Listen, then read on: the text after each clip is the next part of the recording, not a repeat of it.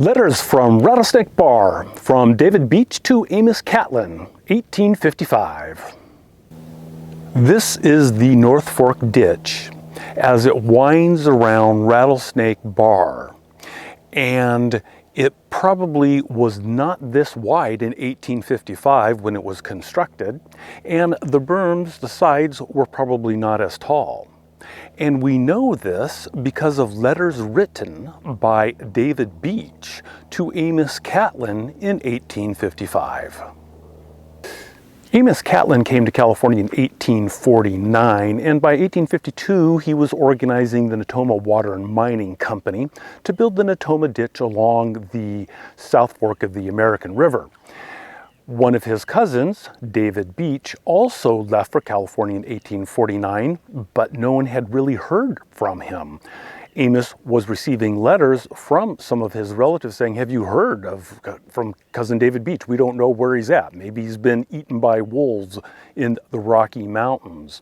In 1850, Amos's brother William writes to tell Amos that cousin David had been shot outside of Fort Laramie in a dispute with a company of men that was coming across country, coming to California to mine for gold. Cousin David had been taken to the fort, and the surgeon said he would survive. It was not life-threatening, and that's kind of the last we heard of cousin David in the early 1850s. Then in about 1854, Amos receives a letter from cousin David, and David Beech is in Mormon Bar at Mariposa County. And he tells Amos that, he's got a good claim, but his health isn't all that great. It's not, wonderful, and money is a little bit tight. Well, what was happening in the summer of 1854 was a group of men wanted to build a ditch on the North Fork of the American River, and they kind of recruited Amos to help organize the effort because it was a long ditch. This was going to be 22 miles from below Auburn down to Beals Bar. And Amos, reading the correspondence from his cousin David Beech, obviously, they corresponded somehow. We do not have all the letters. But in January of 1855, Amos Catlin nominates David Seymour Beech to be a water agent for the North Fork ditch. And even though they were in construction and they were hoping to sell water, there was still a lot going on. And what would occur is that David Beech would be writing many letters to Amos Catlin, who had become the president of the American River Water and Mining Company that was constructing the North Fork ditch and had been named superintendent of construction and operations. So David Beech, as a newly christened water collector, water agent, comes up to Rattlesnake Bar, builds himself a little cabin, and starts communicating with Amos Catlin, who is a superintendent. Now, Amos Catlin was primarily down at Doton's Bar or Carrollton. And one of the first letters that David Beech writes to Catlin is on February 9th, and he's talking about how the work is progressing with laying the mud sill for the flumes at the Slate Bar branch. And there was a break in the ditch, and they may have missed the water down at Doton's Bar, and there was a reservoir there. But it looks like they're going to have everything up and running shortly. What we learn from the letters is the fragility of the North Fork ditch, the leaky dam, and the constant struggle for money to fund the operations and keep the whole ditch operation afloat, if you will. On March 3rd, David writes to Amos. He's sorry to inform him that the returns, his water collections that he sent down to him, contain no money. Now, it was early in the season, it was March, but there had been some problems, and they're hoping that he'll be able to collect some money and get it down to him soon. On March 21st, David writes to Amos about some of the construction that's going on, especially involving the dam, where they are still putting in pilings and other earthenworks to make sure that the water stays and flows into the ditch. But the weather is getting warm, which means the snow is melting, and so the river should be coming up. And there are indications that the Bear River ditch, which came from the Bear River and Auburn Water and Mining Company, they brought a water ditch down into the Rattlesnake Bar, and it wasn't very big, but it looked like it may be drying up. And of course, that was their competition. The Bear River ditch was the North Fork ditch competition. So if it went dry, then David could make more water sales.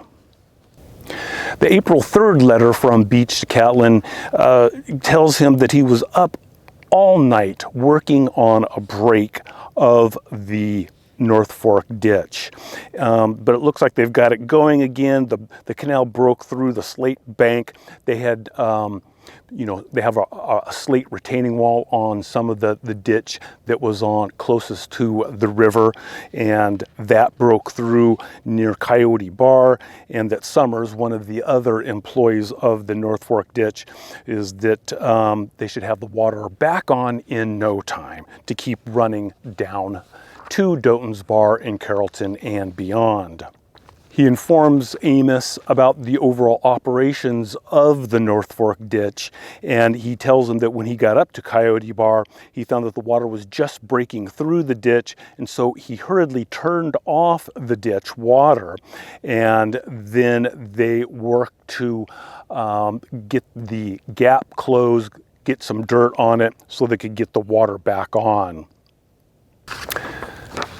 In an April 5th letter, David tells Amos that generally there's about 20 inches of water in the ditch that we're running, and he's going to need more water soon because things are really starting to dry up on the Bear River ditch and it's getting very low, but he doesn't want the water to run over 20 inches deep in the ditch because that's a high flow and it could break through some of the berms that are holding it together.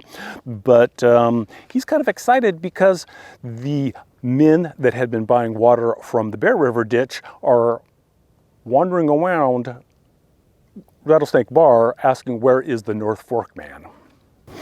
So while generally the ditch was functioning, there was still the issue of money.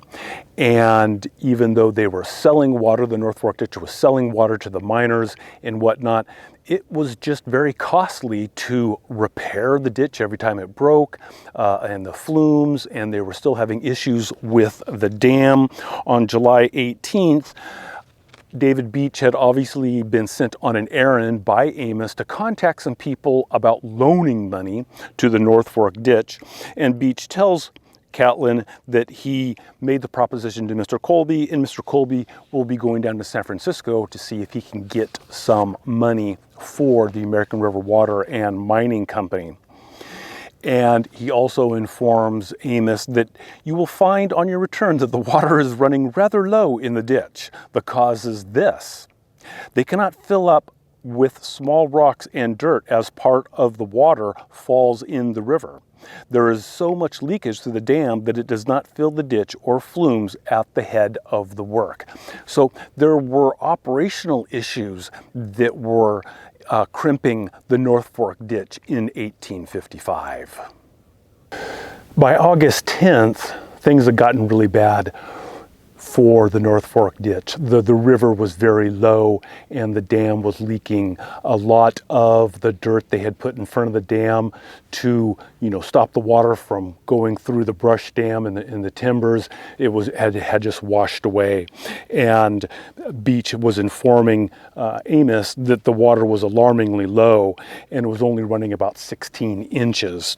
And the big concern for Beech was that, and for many of the other men, is that with the low water, the flumes that were made out of wood would begin to dry out. And once they dried out, the wood would shrink. And then that would cause openings and allow more water to leak through. So they were actually trying to put little dams, little weirs or something in the flumes to keep the water in there, to keep the wood wet. And it was a very difficult, none of these men had really run a ditch. Amos had worked on the Natoma ditch, but the North Fork of the American River was different from the South Fork. And so they were just encountering problems that they hadn't really anticipated, and it was costing them a lot of money and a lot of downtime. By December 10th, Beech writes to Amos, everything's changed. It's just raining cats and dogs, and there's too much water now. And although there still aren't a lot of sales, but what David tries to explain to Amos is why the water was off, and there was some conflicting information about breaks in the canal. But one of the things that he did is during really, really heavy rains, he left his cabin and he would walk. He would patrol the ditch to look for weak spots. And he saw some of the hillside sliding into the ditch. Now, if the dirt slides into the ditch, creates a dam, it would overtop the ditch, which wasn't very big. And of course, this was kind of new dirt. It hadn't been compacted or anything, and it would wash out. So he had the water turned off so that there wouldn't be a break in the ditch that would cost a lot of money. And he tries to, tell Amos that everything's going to be okay. And even though his health had always been kind of iffy, he tells Amos, he writes them, "For my part, I'm not afraid of rain or getting a little wet. I have been in much of it for that, and I don't think that Martino, one of the other members of the crew, is either, for I always find him about his business, rain or shine, storm or no storm. And you may rest assured that there will be no water turned off here without your order, unless in case of actual necessity. I had a pretty good time last winter of about 4 nights in a week for 2 months, and I trust that I am in good condition for another run during the coming storms." So David Beech was a very loyal, dedicated man. His pay started off at about $130 per month for the water collectors. That would be cut down later on. Because of financial issues with the North Fork ditch. Financial issues also being in the letter that he writes to Amos, that he tells them A.D. McDonald says the note is due. So McDonald had lent the American River Water and Mining Company some money, probably for some repairs or for wood or something, and it's due. Amos has to pay him back. And David Beech tries to explain to McDonald that it's going to be a little bit of time because Amos needs to come up here and everything. And that is kind of the end of the letters from Beech to Catlin. In 1856, Amos Catlin leaves the position of superintendent of the North Fork ditch. There are other things going on in his life. The city of Folsom is coming on, and he's involved in buying lots there. There are railroads he's investing in. He's running for the assembly. So we don't have any more correspondence between Beech and Catlin after 1855. We do know that Beech, as a water collector, continued for several more years, and this is one of his returns from the American River Water and Mining Company at Rattlesnake Bar for July 5th, 1858, where he's collecting water from the miners and then they forward it down. And he was also involved in authorizing the payment to individuals for their time in either hauling lumber or repairing the ditch. There was another water collector, F.B. French, that died in 1858. I have not found out the particulars, but he leaves a daughter by the name of Mary. And David Beech, it looks like with the help of Amos Catlin, who was an attorney, applied to be her legal guardian at County of Placer, and that was granted. And then later on in 1859, there is a probate court order to the American River Water and Mining Company to transfer the 50 shares of stock that F.B. French had in the North Fork ditch to his surviving daughter, Mary, and the legal guardian there is David Seymour Beech. Beech applies and is appointed the postmaster for the Rattlesnake Bar post office, and in 1858, like I had mentioned, they did cut the pay down to about $100 per month, and of course there were expenses, and David had Mary to take care of. We do know that in 1860, David Beech is listed with his wife Adriana, Mary French, and a newborn child, Adriana Beech, living here in Rattlesnake Bar. Other records indicate that David Beech in 1859 ran for the Assembly, and he had another daughter in 1862. However, the floods of 1861 and 1862 along the North Fork of the American River just really took out the North Fork ditch, and it was down. There just really wasn't any work. They had to go out and try and get a loan for a minimum of $12,000 of what one record indicates, just to try and rebuild the flumes. So it looks like David Beech moved on from Rattlesnake Bar, and the last indication that I was able to come across is that Beech went back to Mormon Bar near Mariposa. Possibly he owned that property, and he died in 1864 at the young age of 40. We don't know what happened, if it was because of being shot but he died and left a family. But his letters to Amos give us an extraordinary view of this pioneering early waterworks project and the difficulties the North Fork ditch faced in delivering water to the miners and then agriculture and farms in the area. And it always seemed to survive until Folsom Dam was put in and it became obsolete, and those water rights went to the San Juan Water District. So if you have any comments, you may leave them down below and I will do my best to answer them. So for history here at Rattlesnake Bar, I'm Kevin Knaus.